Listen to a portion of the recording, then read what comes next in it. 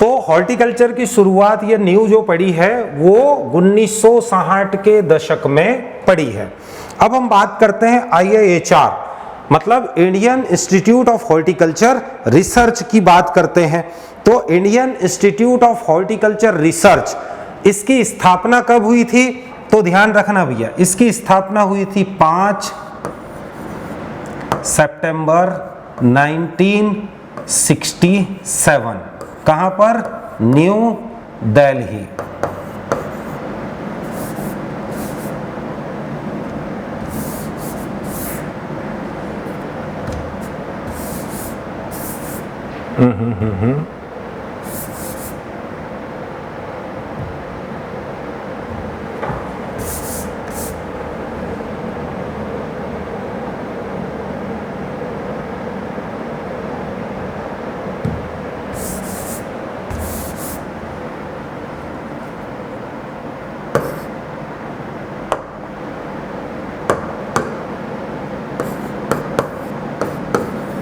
New Delhi. Clear? अब आप लोगों को एक कंफ्यूजन होगा कि सर ये तो कहां पर है? ये है बेंगलोर में। तो ध्यान रखना, बाद में क्या किया? After 1 year. क्लियर?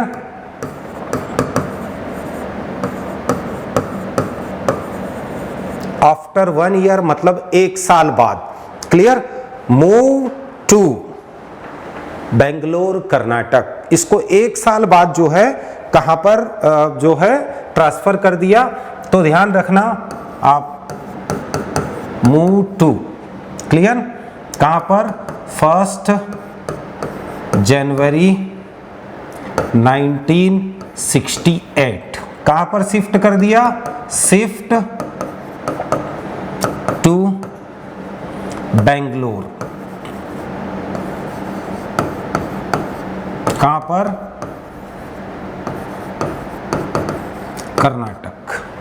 ठीक है, हो गया क्लियर? कोई कंफ्यूजन तो नहीं है? फिर ब्लर हो रहा है, कोई टेक्निकल प्रॉब्लम है क्या सर आज? हाँ हो सकता है अनूप शर्मा जी, कभी कभी जो है वो नेट में दिक्कत आ जाती है। अब आ रहा है क्लियर?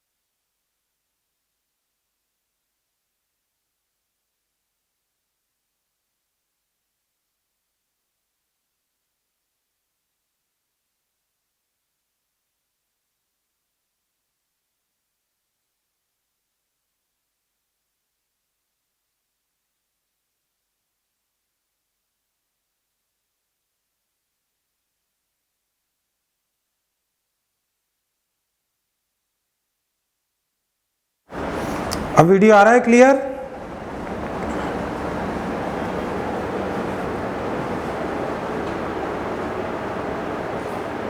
फटाफट रिस्पॉन्स कीजिए भैया।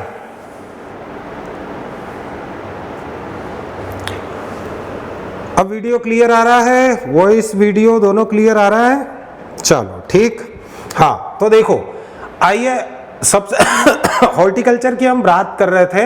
हॉर्टिकल्चर जिसको उद्यान शास्त्र बोलते हैं, उद्यान शास्त्र हॉर्टिकल्चर की जो नींव पड़ी इंडिया में वो 1960s मतलब 1960 का जो दशक था, मतलब 1961 से लगा के 1970 के बीच में पड़ी है। इसको कैसे समझे हम, कैसे? तो सबसे पहले जो है ये हॉर्टिकल्चर एग्रीकल्चर में ही इंक्लूड था, एग्रोनॉमी के साथ ही इसकी स्टडी की जाती थी।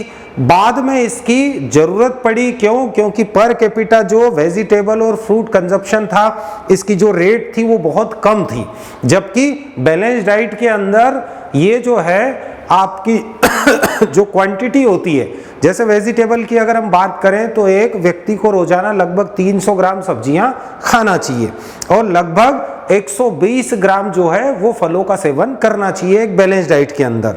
बट इंडिया में पर कैपिटा जो अवेलेबिलिटी थी फ्रूट एंड वेजिटेबल की वो कम थी, तो इसको बढ़ाने के लिए जो है इंडियन गवर्नमेंट ने क्या किया, जो हॉर्टिकल्चर को इम्पोर्टेंट देकर हॉर्टिकल्चर का जो स्टडी है या हॉर्टिकल्चर के अंदर जो इम्प्रूवमेंट करना है उसके लिए जो है वो जोर डाला और क्या शुरू की, IIHR जो है इसकी स्थापना की, मतलब Indian institute of horticulture research की स्थापना की। बट यहां पर ध्यान रखना है आपको, क्या ध्यान रखना है कि IIHR की स्थापना 5 सितंबर 1967 में हुई थी।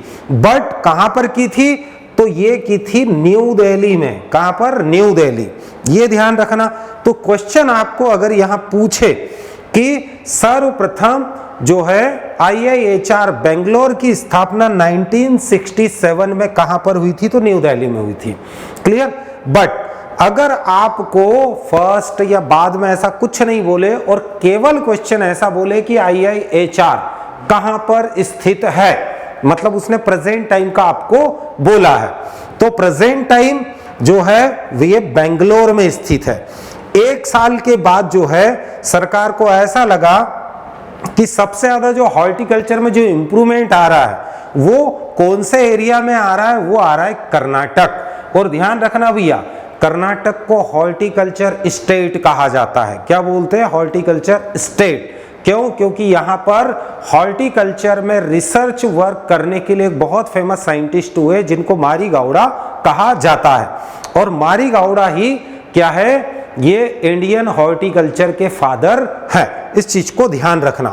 तो यहां पर इसको एक साल बाद 1 जनवरी 1968 में ट्रांसफर किया, कहां पर? बेंगलोर में, कर्नाटक। और आज भी जो है IIHR मतलब Indian institute of horticulture research जो है वो बेंगलोर कर्नाटक में स्थित है। तो क्वेश्चन पूछने पे डिपेंड करता है कि ये कहां पर स्थित है। ठीक है? तो अब देखो दो चीजें, एक क्वेश्चन एक बार आपको शायद ADA या SADO के एग्जाम में पूछा था कि IIHR बेंगलोर में कब स्थापित हुआ, तो बहुत सारे स्टूडेंट जो है वो कौन सा आंसर टिक करके आए थे, बोले 1967, क्योंकि हम रट लेते हैं कि भैया IIHR की स्थापना 1967 में हुई, लेकिन कहां पर हुई थी? ये हुई थी न्यू दिल्ली में। ठीक है? लेकिन क्वेश्चन में स्पष्ट क्लियर दिया था कि IIHR बेंगलोर में कब स्थापित हुआ, तो IIHR बेंगलोर में स्थापित हुआ 1968 में। हो गया क्लियर? कोई कंफ्यूजन तो नहीं है आपके माइंड में? अच्छा, बेंगलोर और दिल्ली की बात नहीं करें और सीधा बोल दे कि IIHR की स्थापना कब हुई, तो 1967 1967। और IIHR बेंगलोर में कब स्थापित हुआ, तो 1968 में। कोई कंफ्यूजन तो नहीं है भैया? हो गया क्लियर? चलो बहुत बढ़िया। अब हम हॉर्टिकल्चर के बारे में थोड़ा सा जो है वो बात करते हैं। ठीक है? तो पहला फैक्ट तो आपको ध्यान रखना है, who is the father of horticulture. पहला फैक्ट क्या ध्यान रखना है आपको आपको ध्यान रखना है फादर ऑफ हॉर्टिकल्चर कौन है? तो कौन है आप सभी को पता होना चाहिए, कौन है भैया? मारी गावड़ा। कौन है? मारी गावड़ा, ध्यान रखना।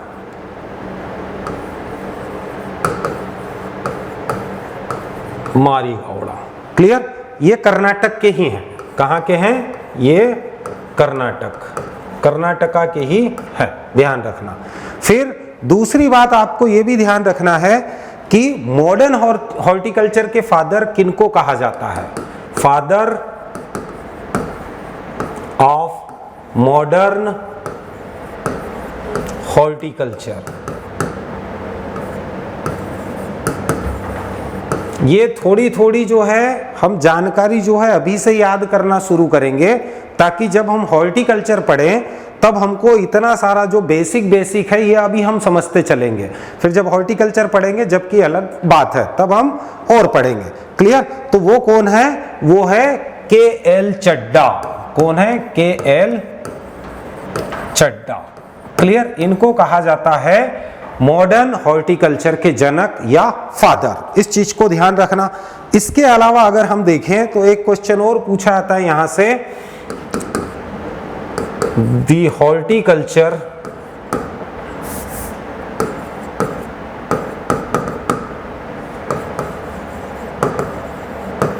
State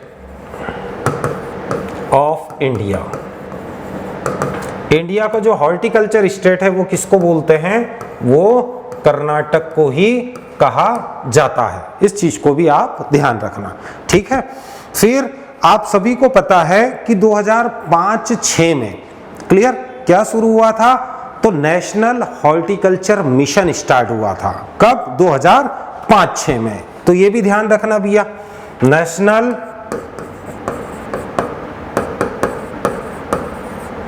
horticulture mission started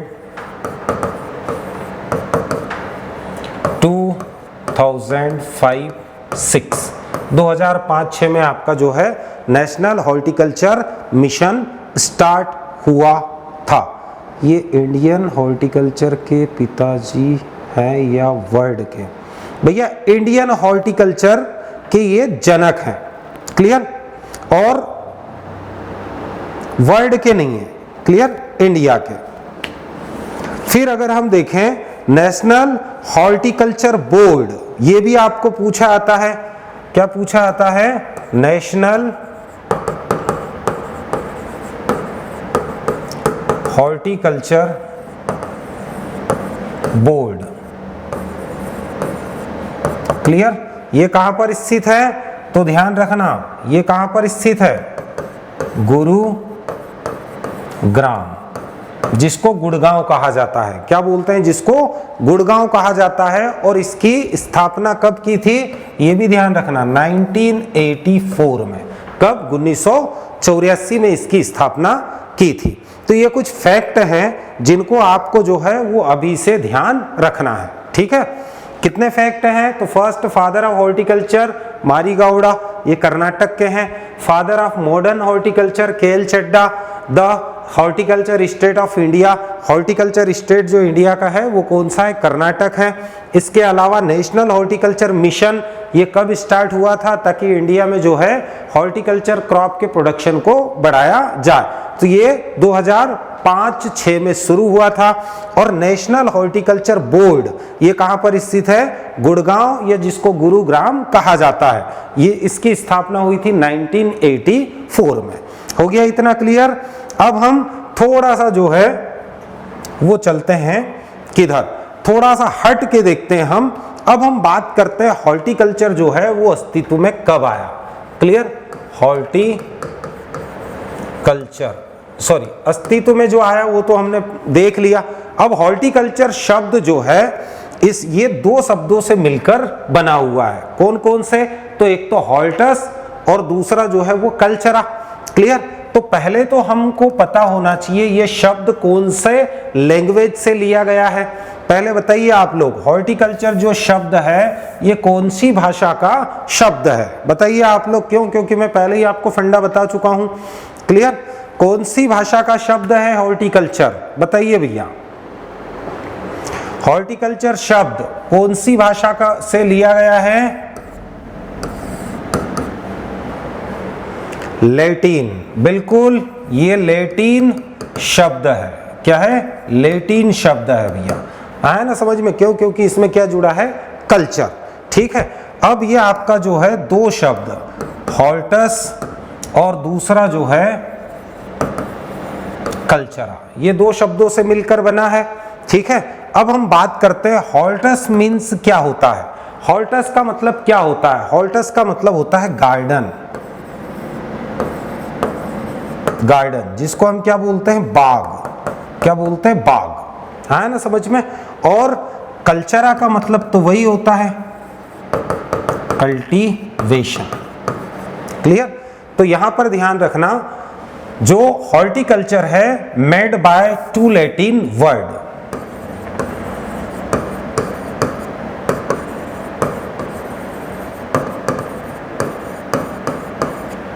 to Latin word, hortus and cultura. ठीक है। हॉर्टस मीन्स क्या होता है? हॉर्टस मीन्स होता है गार्डन। ठीक है। और कल्चरा मीन्स कल्टीवेशन, मतलब the cultivation of garden is called the horticulture. हम उसको हॉर्टिकल्चर कहेंगे। हो गया क्लियर इतना? तो ये हॉर्टिकल्चर के बारे में हमने जो है वो थोड़ा बहुत जो है वो स्टडी किया। इसका बेसिक हम लोगों ने अभी समझ लिया है। ठीक है, कि भैया जो नेशनल हॉर्टिकल्चर मिशन है वो कब स्टार्ट हुआ, नेशनल हॉर्टिकल्चर बोर्ड कहाँ पर स्थित है। आप बोलते हो ना कि सर ये ईयर हम लोगों को याद नहीं होते, किसके फादर कौन है, कौन सा इंस्टीट्यूशन कहाँ पर है। तो ऐसे थोड़े थोड़े करके हम जो है ना ऐसे डिवीजन में थोड़े थोड़े पढ़ते हुए जो है वो याद करेंगे। ठीक है।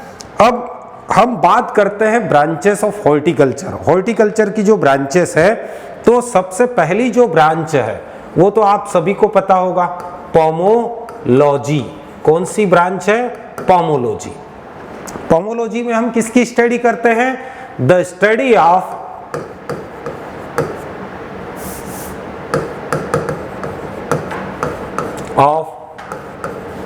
Fruits and nuts. जितने भी फ्रूट्स हैं और नट्स हैं, इन सभी की स्टडी हम किस में करते हैं? पोमोलॉजी के अंदर करते हैं। पोमोलॉजी के बारे में आपको पता होना चाहिए कि पोमोलॉजी जो है ये कौन सा शब्द है? तो आप सभी को पता है भैया, ये दो शब्द से मिलकर बना है। दो शब्द कौन कौन से? तो ये एक तो पोमम है और दूसरा जो है वो लोगस है। तो इसमें अगर हम देखें तो जो पोमोलॉजी शब्द है, क्लियर, इसमें जो पोमम है, क्या है? पोमम, सॉरी, ये कौन सा वर्ड है? तो ये आपका जो है ये है लैटिन वर्ड। और दूसरा जो है लोगस जो है, ये कौन सा वर्ड है? तो ये है आपका ग्रीक वर्ड। क्लियर? बट यहां पर आप प्राथमिकता किसको दोगे? तो प्राथमिकता ध्यान रखना भैया, प्राथमिकता आपका कौन सा रहेगा? ग्रीक वर्ड ही रहेगा। अगर ये अलग अलग ऑप्शन में पूछे तो आपका करेक्ट आंसर क्या आएगा? ग्रीक ही आएगा। ठीक है, ध्यान रखना। साथ ही साथ अगर हम पोमोलॉजी की बात करें तो पोमोलॉजी में एक मोस्ट टाइम पे क्वेश्चन जो आपको अधिकतर पूछा आता है, who is the father of systematic pomology. Clear? तो ध्यान रखना, father of systematic pomology. Clear? कौन है सिस्टमेटिक पोमोलॉजी के जनक? देखो, पोमोलॉजी जो है उसको तीन अलग अलग क्लास में डिवाइड किया हुआ है। कौन कौन सी? एक तो सिस्टमेटिक पोमोलॉजी, सेकंड अगर हम देखें तो अप्लाइड पोमोलॉजी, और थर्ड अगर हम देखें तो कमर्शियल पोमोलॉजी। मतलब सिस्टमेटिक पोमोलॉजी के अंदर हम जितने भी फ्रूट्स हैं, नट्स हैं, इनका क्या करते हैं? इनका क्लासिफिकेशन का स्टडी करते हैं, इनका पूरा टेक्सोनोमी पढ़ते हैं। बट हम बात जब करते हैं किसकी, हम बात करते हैं जब अप्लाइड पोमोलॉजी की, मतलब हम यहां पर फलों की खेती का अध्ययन किस दृष्टि से करेंगे, तो किसान की दृष्टि से करेंगे कि भैया कौन से फलों की खेती कौन सी जलवायु में अच्छी होगी, कौन सी मिट्टी में अच्छी होगी, उसकी जो अलग अलग वेराइटीज है, कौन से क्लाइमेट में कौन सी वेराइटी सूटेबल होगी, ये अप्लाइड केमिस्ट्री होती है। मतलब इसमें जो है हम किसान की दृष्टि से जो है वो फलों का अध्ययन करते हैं। कमर्शियल पोमोलॉजी जो होता है इसमें हम क्या करते हैं, इसमें हम जो फ्रूट्स हैं उनकी मार्केटिंग की स्टडी करेंगे कि भैया फ्रूट्स को हम ज़्यादा से ज़्यादा रेट में किस प्रकार की पैकिंग करके या किस प्रकार से उनको ग्रो करके ज़्यादा से ज़्यादा रेट में उनको हम सेल कर सकें। ठीक है, तो जो सिस्टमेटिक पोमोलॉजी है, क्लियर, इसके जनक कौन है, A.P.D. कैंडोले। कौन है, A.P.D. कैंडोले। ठीक है, तो ये ध्यान रखना भैया, ये है सिस्टमेटिक पोमोलॉजी के जनक। अब यहां पर ध्यान रखना, जो टेक्सोनोमी वर्ड है, टेक्सोनोमी वर्ड हम बॉटनी के अंदर पढ़ते हैं कि सबसे पहले जब कैरोलस लीनियस आए थे तो लीनियस ने सबसे पहले जो है पेड़ पौधों के वर्गीकरण का बेस दिया था और बाइनोमिकल सिस्टम दिया था। कौन सा सिस्टम, बाइनोमिकल सिस्टम, जिसको हम द्विनाम पद्धति के नाम से जानते हैं। तो ये किसने दिया था, ये दिया था कैरोलस लीनियस ने। बट लीनियस ने टेक्सोनोमी शब्द नहीं दिया। जो टेक्सोनोमी शब्द जो है वो कैंडोले जो थे, इन्होंने ही फर्स्ट टाइम जो है वो टेक्सोनोमी शब्द का उपयोग किया था। तो आप लोग नोट कर लेना कि जो टेक्सोनोमी शब्द है वो किसने दिया था, वो दिया था कैंडोले ने। बट टेक्सोनोमी के जो जनक हैं वो है कैरोलस लीनियस। ध्यान रखना, ये शब्द भी आप ध्यान रखना। दूसरा अगर हम देखें इसके बारे में फैक्ट, तो आपको पता होना चाहिए कि जो पोमोलॉजी के जनक अगर हम देखें, क्लियर, किसके जनक, अगर केवल आपको क्या पूछ ले, pomology,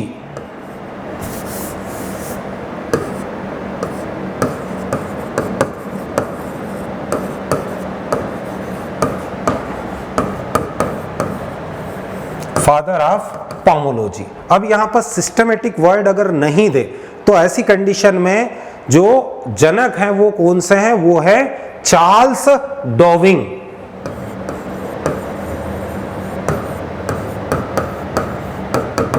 Charles Darwin, Charles Darwin को माना जाता है पोमोलॉजी का जनक। ध्यान रखना, ठीक है।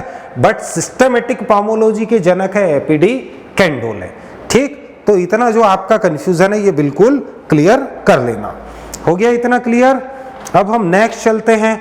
नेक्स्ट अगर हम इसी में अगर चले तो नेक्स्ट हमारा जो आता है हॉर्टिकल्चर का ब्रांच वो है ओलेरी कल्चर। कौन सा, ओलेरी कल्चर। ओलेरी कल्चर मतलब द स्टडी ऑफ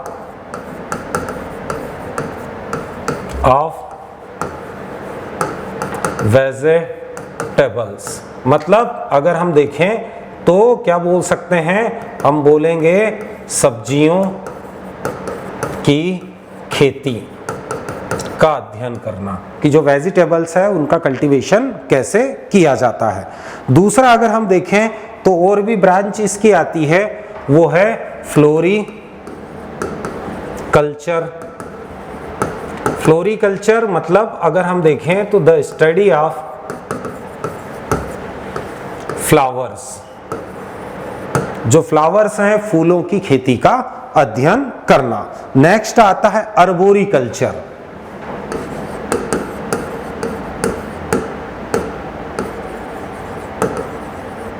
अर्बोरिकल्चर मतलब जो ऑर्नामेंट्स हैं, ornaments plants like trees, shrubs and herbs etcetera, इन सभी का अध्ययन करना। तो हम क्या बोल सकते हैं, सजावटी वृक्षों, कामा झाड़ियों और पौधों का अध्ययन। The study of ornaments like trees, shrubs and herbs etcetera. मतलब जितने भी श्रब्स हैं, झाड़ियां हैं, हर्ब्स हैं, पौधे हैं और जितने ट्री हैं जो सजावट के लिए लगाए जाते हैं, क्लियर, उनकी जो स्टडी की जाती है वो आर्बोरिकल्चर में की जाती है। नेक्स्ट इसी का जो ब्रांच होता है वो होता है फ्रूट एंड वेजिटेबल प्रिजर्वेशन।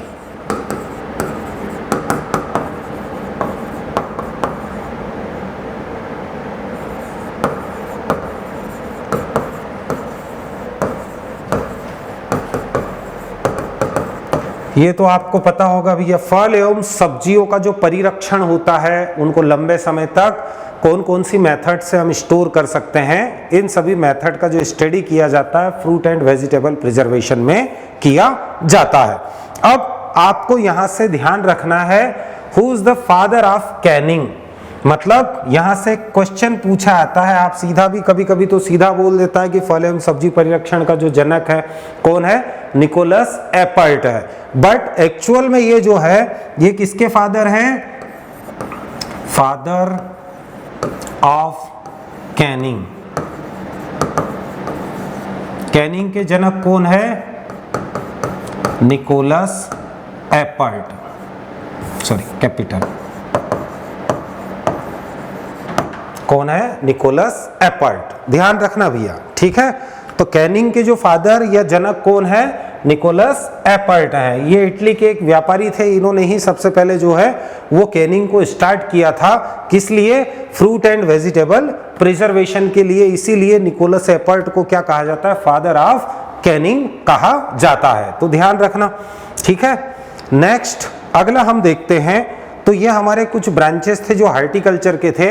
अब हम बात करते हैं नेक्स्ट, अगर देखें तो एपीकल्चर, कौन सा, एपीकल्चर। एपीकल्चर क्या है भैया, एपीकल्चर में किसका अध्ययन करते हैं, फटाफट बताइए, एपीकल्चर का रिलेशन किससे है, फटाफट बताइए।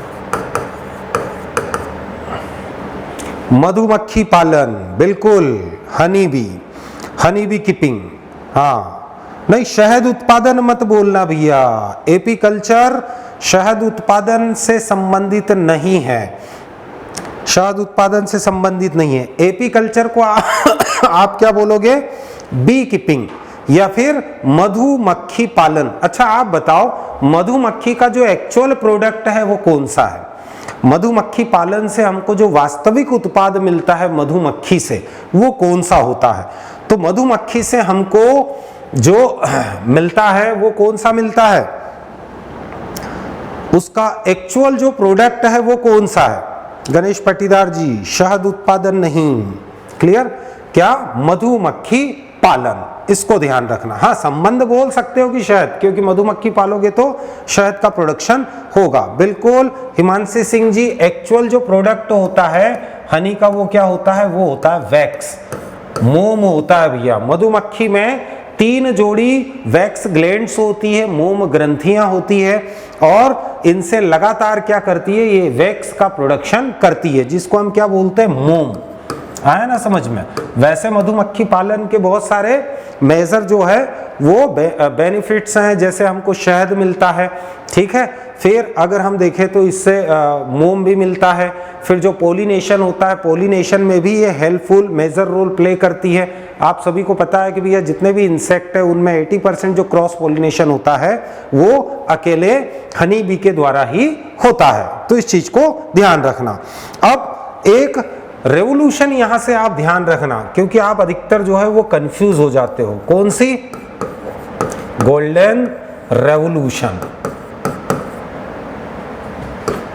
गोल्डन रेवोल्यूशन, गोल्डन रेवोल्यूशन, इसके फादर आपको पता होना चाहिए, निरपक तुतेज हैं, और इसका जो रिलेशन है बताइए, गोल्डन रेवोल्यूशन का रिलेशन किससे है, एक गोल्डन रेवोल्यूशन है, एक गोल्डन फाइबर रेवोल्यूशन है। तो गोल्डन फाइबर रेवोल्यूशन का रिलेशन है जूट प्रोडक्शन से, जूट का जो रेशा होता है उसके उत्पादन से रिलेशन होता है गोल्डन फाइबर रेवोल्यूशन का। बट हम बात कर रहे हैं किसकी, गोल्डन रेवोल्यूशन की, या जिसको हम क्या बोलेंगे, सुनहरी क्रांति। क्या कहेंगे इसको, हम कहेंगे सुनहरी क्रांति। क्लियर? सुनहरी क्रांति का संबंध किससे है, फटाफट बताइए।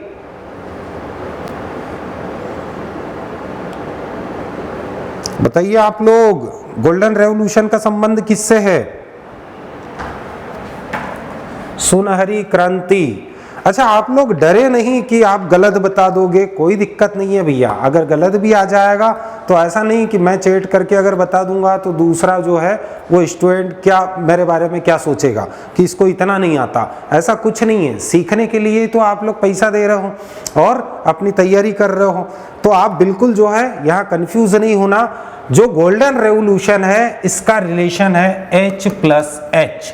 H+H मीन्स इसका रिलेशन होता है हनी प्लस हॉर्टिकल्चर।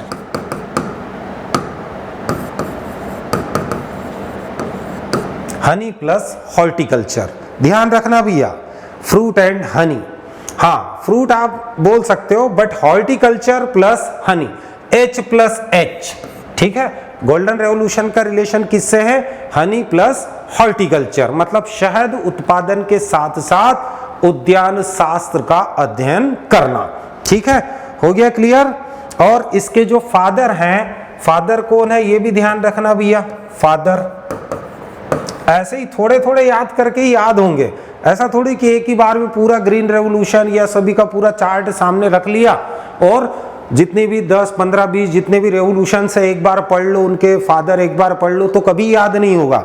ऐसे जब हम किसी टॉपिक को पढ़ते हैं ना तो उससे रिलेटेड रेवोल्यूशन हम वही पढ़ लेंगे ताकि आपको जो है वो कंसेप्ट क्लियर हो जाए और मैक्सिमम चीजें आपको जो है जब हम ये ब्रांचेस पढ़ रहे हैं तभी याद हो जाए।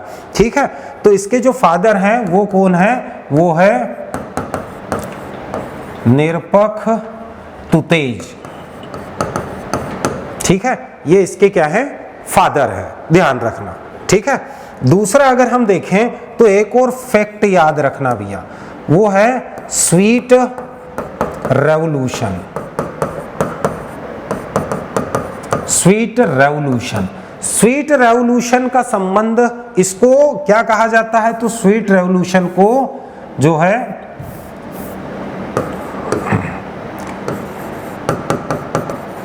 मीठी क्रांति भी कहते हैं। क्या बोलते हैं, मीठी क्रांति, ध्यान रखना। और इसका रिलेशन है honey production and bee keeping.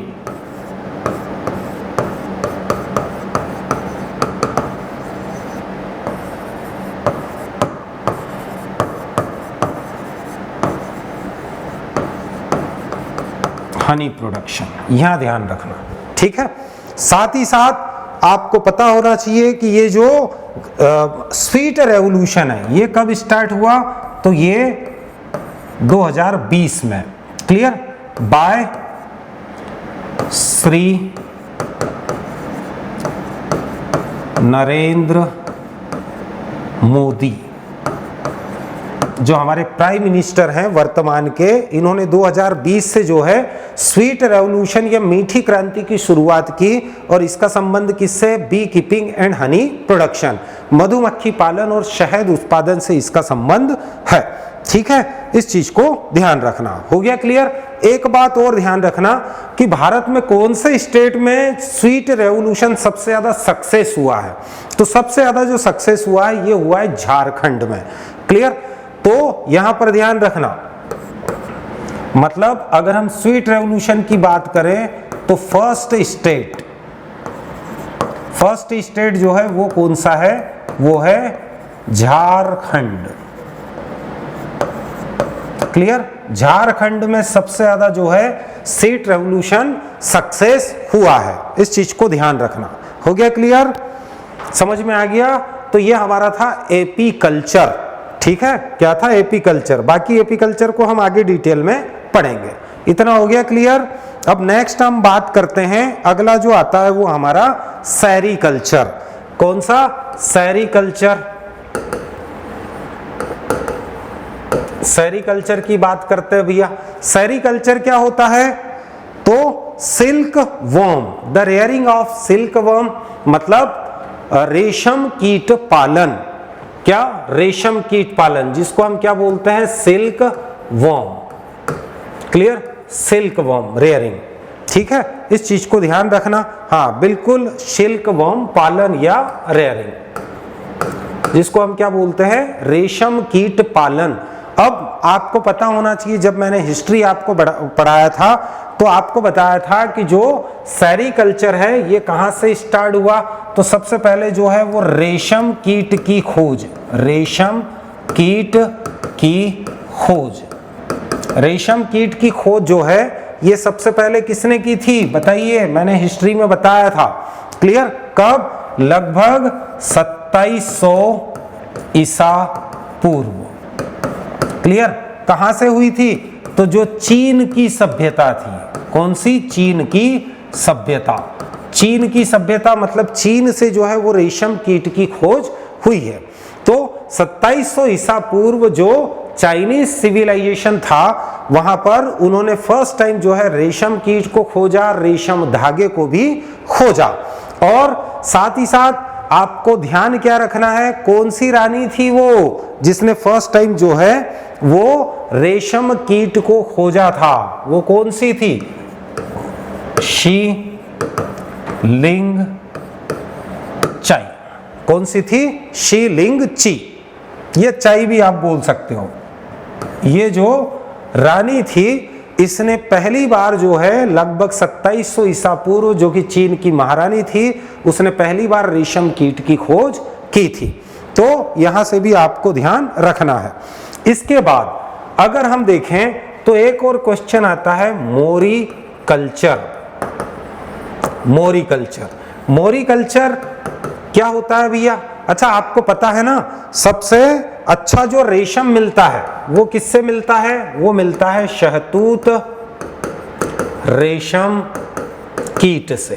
मतलब शहतूत के पत्ते खाने वाले जो रेशम कीट होते हैं, उनसे सबसे अच्छा रेशम प्राप्त होता है। क्लियर? जिसको हम क्या बोलते हैं? तो जो शहतूत होता है इसको मलबेरी कहा जाता है, और इसका जो इंसेक्ट होता है जहां पर ये पाला जाता है शहतूत के वृक्ष पर, क्योंकि ये शहतूत की पत्तियां खाता है, तो इसको कहा जाता है बॉम्बेक्स मोराई। कौन सा? Bombyx mori. कौन सा? शहतूत रेशम कीट, इसका जंतु वैज्ञानिक नाम क्या है? बॉम्बेक्स मोराई है। ये ध्यान रखना। अब जो मोरी कल्चर है, मोरी कल्चर कई बार जो है यहाँ कंफ्यूज हो जाते हैं। सेरीकल्चर और मोरी कल्चर में जो है वो कंफ्यूजन आ जाता है। कैसे? तो यहाँ पर अगर हम देखें, the cultivation of mulberry is called the Mori culture. मतलब हम अगर बोले शहतूत की खेती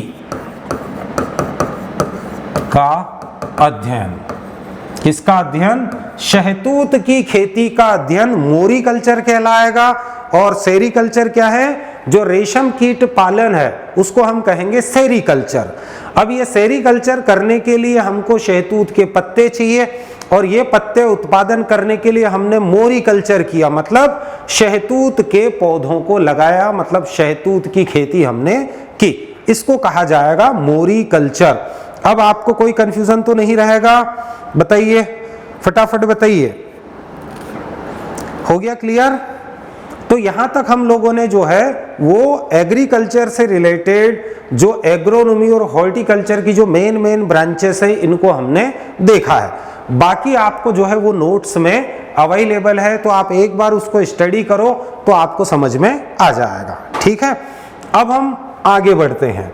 तो ये तो हमारी एग्रीकल्चर की डिफरेंट ब्रांचेस थी। अब हम देखते हैं कृषि से संबंधित जो महत्वपूर्ण इवेंट्स हुए हैं। अब आपको जो है ज़्यादा लोड नहीं लेना है कि सर हमको जो ईयर है वो कौन सा प्रोग्राम कब शुरू हुआ है, कौन सी योजना कब शुरू हुई है, ये कैसे याद होगा। आराम से हो जाएगा, थोड़ा करके हम सब याद कर लेंगे। ठीक है, तो थोड़ा करो। आप क्या करते हो? आपकी सबसे बड़ी दिक्कत क्या है? आप एक ही दिन बैठते हो और जितने भी ईयर हैं कि कब T&V कार्यक्रम कब शुरू हुआ, क्लियर, फिर आपका जो है वो KCC कब शुरू हुआ, ये सब नाबार्ड की स्थापना कब हुई, एक ही दिन पढ़ने की कोशिश करते हो, लेकिन ये गलत है। ठीक है, आप थोड़ा थोड़ा पढ़ते रहो, थोड़ा थोड़ा, मतलब मैं आपको जितना बताता जाता हूं उतना केवल आप पढ़ते रहो, तो हमारा जब तक सिलेबस खत्म होगा शायद एक भी ऐसा फैक्ट नहीं होगा जो आपको याद नहीं होगा। क्यों? क्योंकि हम धीरे धीरे जो है वो रिलेशन लेके चलेंगे। ठीक है, और उस ईयर के आसपास जो भी हुआ, घटना हुआ, उसको हम जोड़ते चलेंगे तो आपको बहुत आसानी से याद हो जाएगा। अब हम बात करते हैं कृषि से संबंधित महत्वपूर्ण घटनाएं। कृषि से संबंधित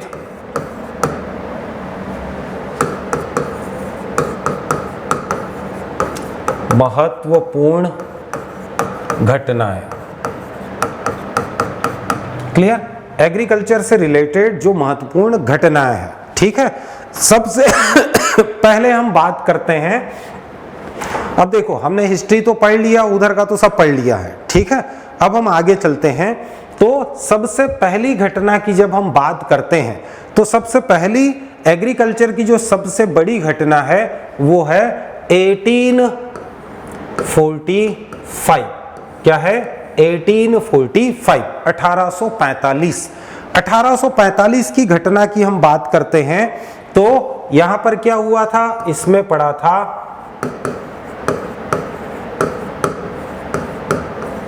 का अकाल। क्या पड़ा था? आयरलैंड का अकाल।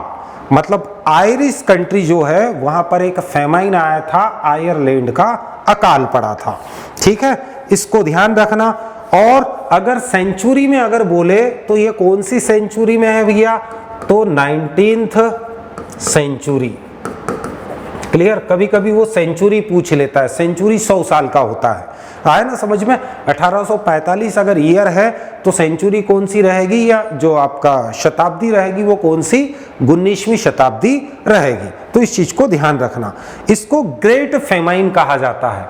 आयरलैंड का जो अकाल है इसको ग्रेट फेमाइन के नाम से भी जानते हैं। किस नाम से जानते हैं? ग्रेट फेमाइन इसको कहा जाता है, या फिर इसको आयरिश फेमाइन भी कहा जाता है। क्या बोलते हैं इसको? Irish famine. ठीक है, अब हमको क्या ढूंढना है, यहीं पर हम पढ़ लेंगे इसका कारण क्या था। क्या कारण था बताइए, आप लोगों को पता है? इसका कॉजेज देखेंगे। क्लियर, फटाफट बताइए।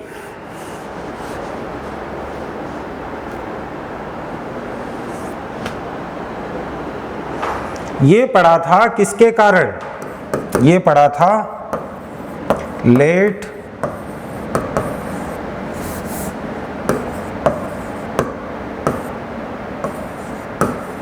Blight of potato.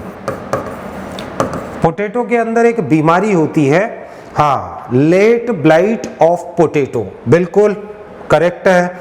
ये किसके कारण होता है? तो इसका कॉजेज क्या है? कॉजेज है इसका फाइटोफथोरा,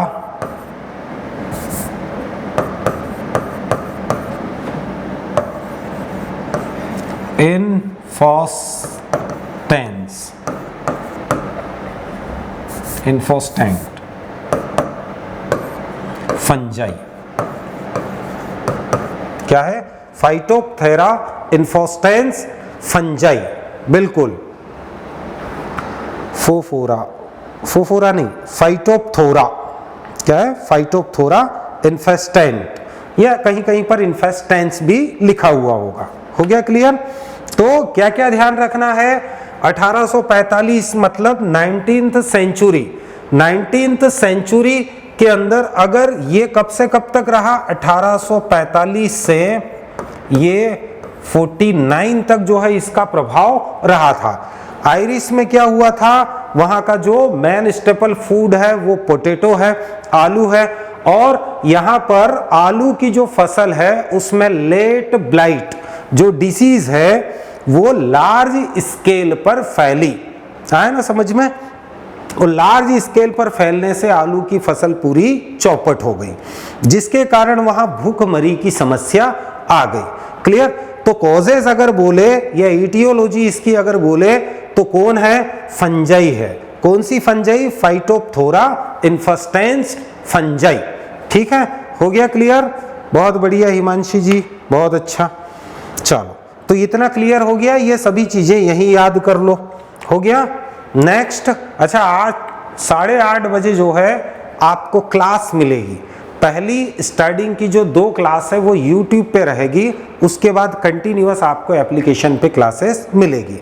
मतलब जो हमारा मॉक टेस्ट है, हम लोग जितना भी पढ़ चुके हैं एग्रीकल्चर में, हिस्ट्री से लगा के अभी तक, मतलब कल की क्लास तक जितना भी हमने पढ़ा है, उसको याद करवाने के लिए हम लोगों ने एक तरीका सोचा है कि क्यों ना आप नोट्स सामने लेके बैठो, आपने जितना लिख रखा है, और हम लोग क्या करें, उससे उठा उठा के क्वेश्चन यहाँ पर डालें और आपसे आंसर पूछें।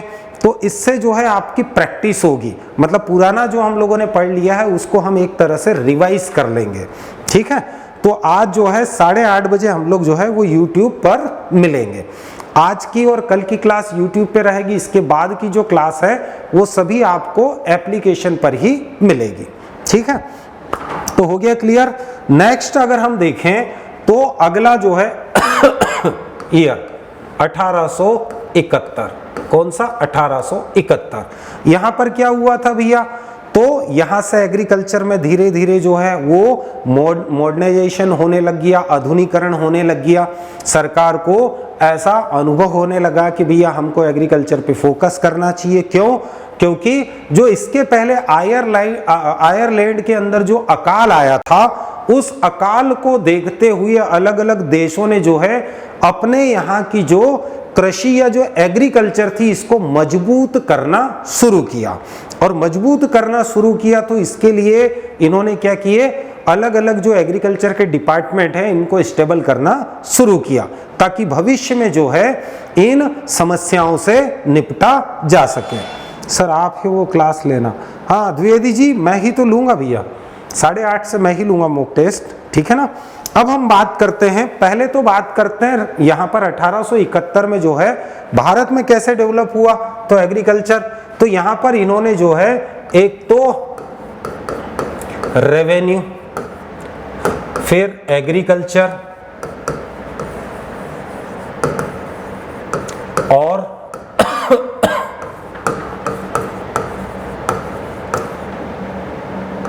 कॉमर्स जो है डिपार्टमेंट की स्थापना जो है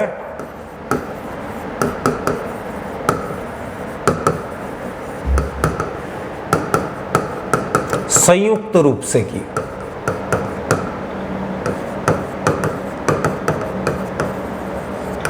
क्लियर? पहले क्या किया कि सबसे पहले एग्रीकल्चर में ये बदलाव आया, तो अब धीरे धीरे जो है हर देश की सरकार को ऐसा लगने लगा कि क्यों ना हम हमारे यहाँ भी जो है ताकि 1845 में जो अकाल पड़ा था उससे सीख लेते हुए अलग अलग देशों ने अलग अलग समय पर अपने यहाँ एग्रीकल्चर पे जो है वो फोकस करना शुरू कर दिया। तो भारत ने जो है वो 1871 में पहली बार रेवेन्यू, एग्रीकल्चर और कॉमर्स, ये तीनों डिपार्टमेंट का जो स्थापना क्या किया, कंबाइंड किया, एक साथ किया। है ना समझ में? इनको बाद में जो है जरूरत के हिसाब से फिर अलग अलग करते गए। ये रेवेन्यू डिपार्टमेंट मतलब राजस्व विभाग, जो भू या जमीन संबंधित जो भी मामले थे उनको सुनता था और उनको जो है उसी पे फोकस करता था। दूसरा जो है एग्रीकल्चर डिपार्टमेंट, तो एग्रीकल्चर डिपार्टमेंट ये खेती से संबंधित था, बट ये किससे ज्वाइंट था? रेवेन्यू डिपार्टमेंट से ज्वाइंट था। साथ ही साथ कॉमर्स डिपार्टमेंट, ये जो है ये कृषि अर्थव्यवस्था पर फोकस डालने के लिए इस डिपार्टमेंट को स्टार्ट किया गया। तो इस प्रकार यहां से हम शुरू करते हैं 1871 में।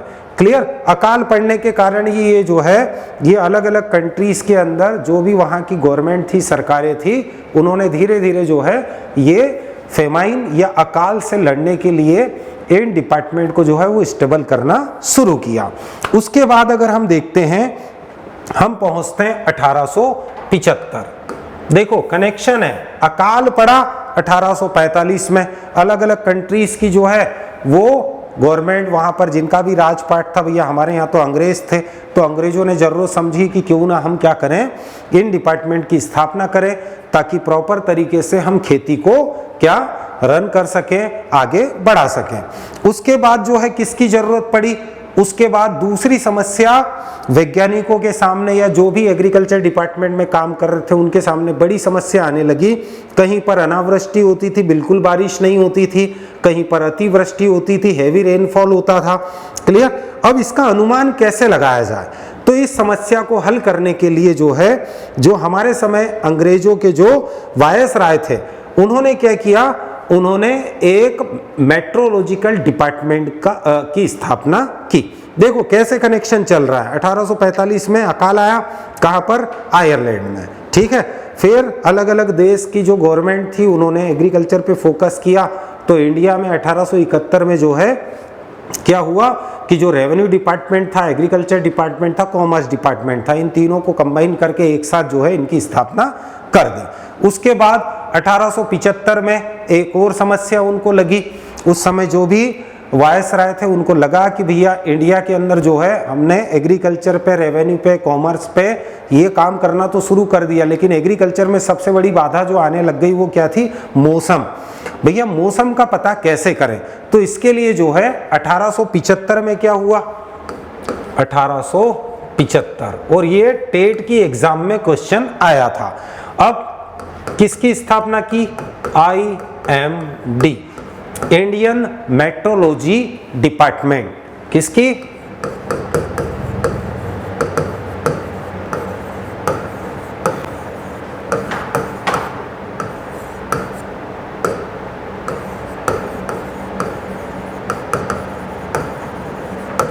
डिपार्टमेंट की स्थापना कहां पर की, तो ये की थी पुणे महाराष्ट्र में। कहां पर, पुणे महाराष्ट्र में, ठीक है। तो ये क्वेश्चन कई बार आपको पूछा है, IMD की स्थापना कहां पर की। अब इसके हेड क्वार्टर को ध्यान रखना भैया, हेड क्वार्टर की बात करते हैं तो IMD तो अभी भी पुणे महाराष्ट्र में ही है, आया ना समझ में। नहीं तो आप बोलोगे सर कंफ्यूजन हो रहा है, भैया आज भी जब ये स्थापित हुई तब भी पुणे में ही थी, आज तक ये पुणे में ही है, बट इसके हेड क्वार्टर जो थे, मुख्यालय थे, वो बदलते रहे, आया ना समझ में। अच्छा, एक जनरल नॉलेज का क्वेश्चन आपको मैं पूछूं, यहां से आपकी बहुत सारी समस्याओं का हल निकल जाएगा। आपको पता है कि कलकत्ता, जिसको हम कोलकाता बोलते हैं, क्लियर, 1911 के पहले जो है भारत की जो राजधानी थी, कैपिटल था, वो कलकत्ता था, ठीक है। और 1911 में 1911 में इंडिया का जो कैपिटल है वो कैपिटल क्या हो गया, वो हो गया न्यू दिल्ली, हो गया, आया ना समझ में। तो ये ध्यान रखना। तो आप देखोगे कि अधिकतर जो है 1900 पहले की अधिकतर जो चीजें हैं वो आपको कलकत्ता साइड मिलेगी। जब अंग्रेज थे, मतलब अंग्रेजों ने, चूंकि पहले जो कैपिटल था इंडिया का 1911 के पहले, वो क्या था, वो कलकत्ता था, वेस्ट बंगाल।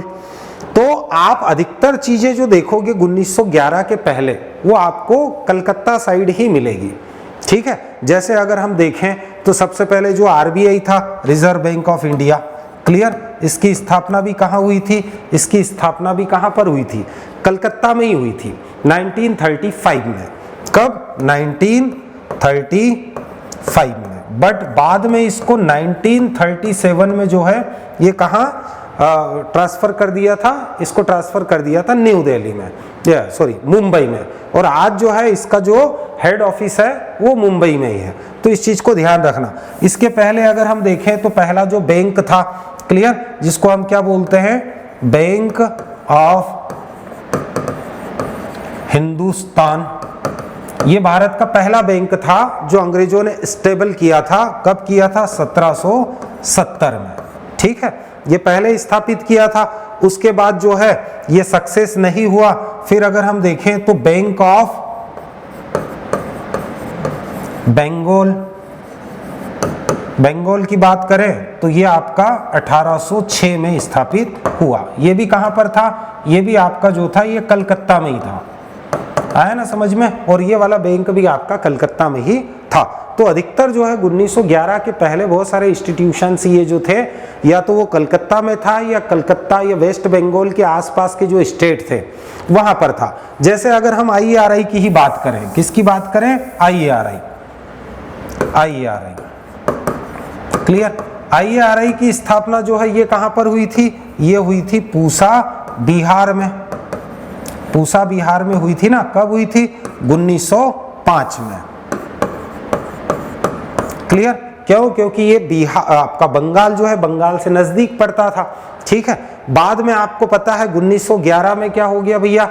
अंग्रेज लोग कलकत्ता से अपना जो कैपिटल है उसको ट्रांसफर कहां कर दिए? न्यू दिल्ली कर दिए। और यहां पर एक भूकंप आया था, अर्थक्वेक आया था 1934 में। कब? 1934 में एक अर्थक्वेक आया था। उसके बाद जो है 1936 में जो है इसको ट्रांसफर करके कहां कर दिया था? न्यू दिल्ली। ठीक है, ध्यान रखना।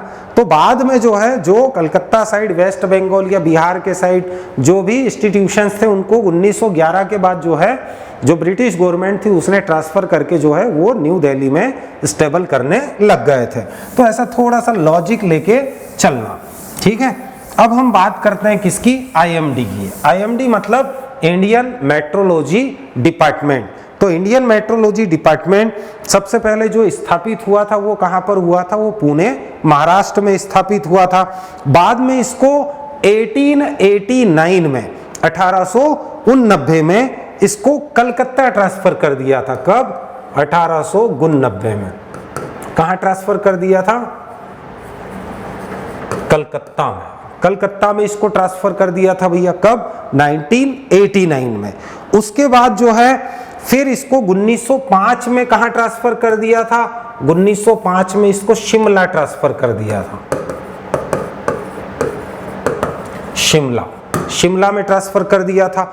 उसके बाद और बाद में इसको 1928 में फिर ट्रांसफर कहां कर दिया? 1928 में इसको ट्रांसफर करके वापस कहां ले आए? पूना ले आए।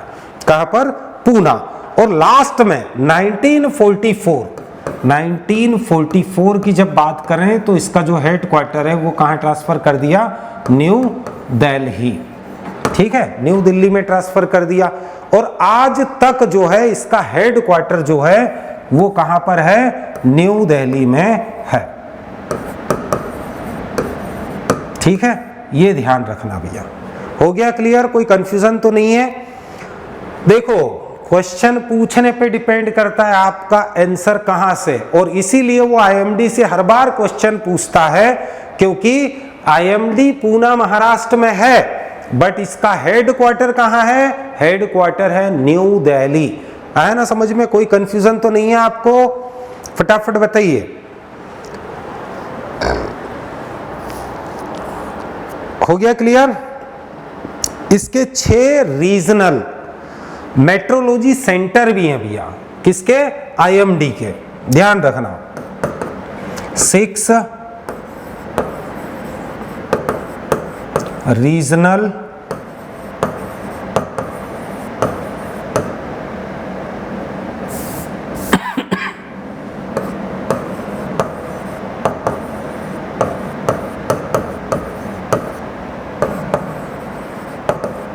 सेंटर। ठीक है। इंडिया में इसके जो है 6 मेट्रोलॉजी रीजनल सेंटर भी हैं। कहां पर है? तो ये अगर याद रखो तो ठीक है, अदरवाइज कोई दिक्कत नहीं है। वैसे याद रखो तो चेन्नई है, ठीक है, गुवाहाटी है, कलकत्ता है, साथ ही साथ मुंबई और दिल्ली है। ठीक है, तो इनका आप हो सके तो ध्यान रखना। एक तो ऑलरेडी पूना में है, तो गुवाहाटी, चेन्नई, कलकत्ता, फिर मुंबई और दिल्ली। इस प्रकार 6 इसके जो है वो रीजनल मेट्रोलॉजी सेंटर इंडिया में काम कर रहे हैं। ठीक है, ध्यान रखना, ये क्षेत्रीय है। क्या है? क्षेत्रीय है। और इंडियन जो है वो केवल एक ही है, इंडियन मेट्रोलॉजिकल डिपार्टमेंट। कहां पर है? पुणे महाराष्ट्र में। और हेड क्वार्टर कहां है? न्यू दिल्ली में। तो अब आपको हेड क्वार्टर पूछे तो न्यू दिल्ली बताना है, और इंडियन मेट्रोलॉजिकल डिपार्टमेंट कहाँ स्थित है, तो वो पूना में है। हो गया क्लियर? चल अगला, नेक्स्ट आगे चलते हैं। अब हम बात करते हैं 1880 की। क्या 1880? 1880 में जो है ये फेमाइन कमीशन की स्थापना की थी।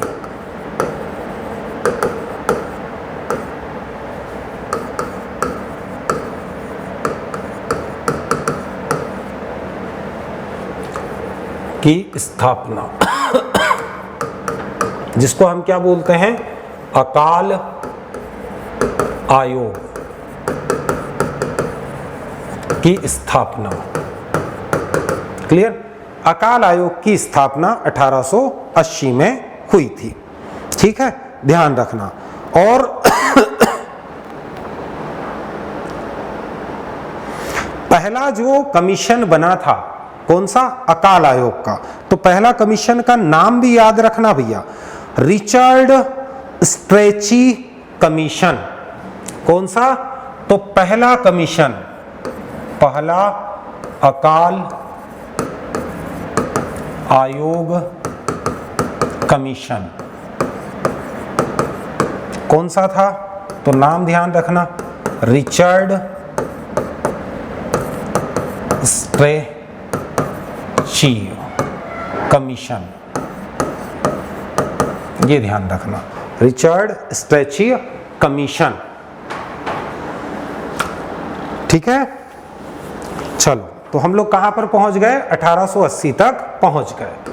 ठीक है, अब आगे का जो है क्लास, अभी वापिस मेरा एक क्लास है, कौन सा, 7 से 8 वाला। 7 से 8 में वापिस मैं क्लास लूंगा, फिर 8:30 बजे आपका मॉक टेस्ट भी लूंगा। तो ठीक है, आपको जुड़ना है। अब आपकी जो जीके वाली क्लास है जो कपिल सर पढ़ा रहे हैं वो रहेगी। ठीक है, तो आज की क्लास को हम यही विराम देते हैं। तब आपको क्या करना है, पूरे मन लगाकर मेहनत से स्टडी करना है। छोटी छोटी चीजें मैं आपको इधर उधर से खोजबीन करके निकाल कर आपको पढ़ाने की कोशिश करूंगा। तो ठीक है, मिलेंगे नेक्स्ट लेक्चर में। तब तक के लिए व्यस्त रहो, मस्त रहो, आनंद में रहो, खुश रहो। जय हिंद।